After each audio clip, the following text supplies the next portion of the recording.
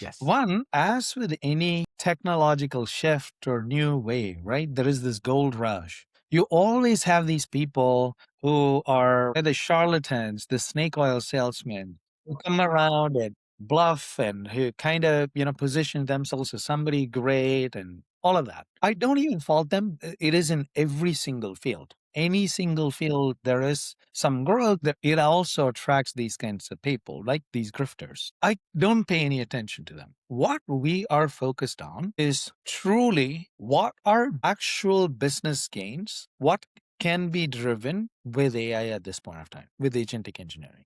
Can we, that's what I said, like, can we reimagine a business process or workflow with AI?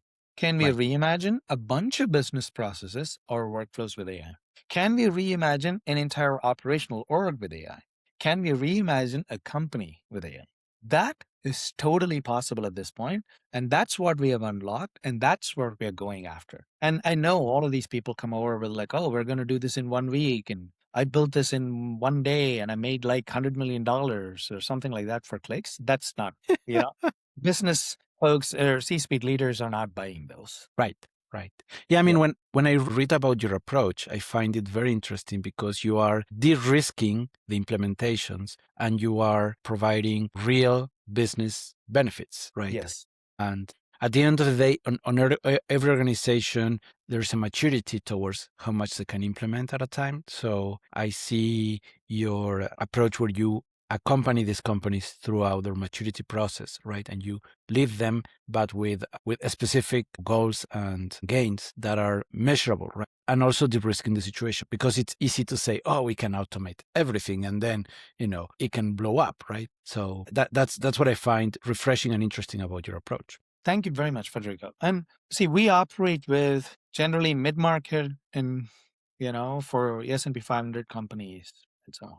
There isn't, I know there's been some amount of FOMO and people have spent some $3 million here and there down AI with everybody claiming that they can build AI. What we have demonstrated is that we are easily, from TechJs, we are easily in the 0.1% of companies that claim to build AI and can actually build AI. And when you say like the same de-risking part, we sign off on outcomes. We're not selling hours, we're not selling bodies. We're sign off on outcomes of what we can actually deliver and deliver those. And for those outcomes are what we are paid, right? And so we totally de-risk customers. We know that their success is our success. And that's how we structure and build our deals. That way you are fully committed to the success of the company and of your clients. Yes. And I think that's amazing because that, clears out any charlatanery out of your approach.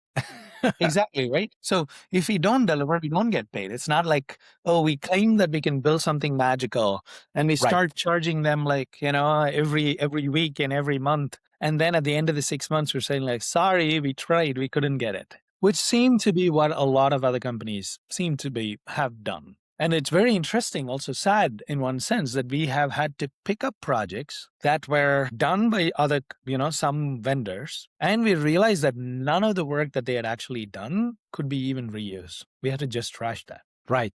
That's such a sadness because that company trusted in that vendor, invested the time and the money and the effort, and then they had to start fresh. Yeah. Yes.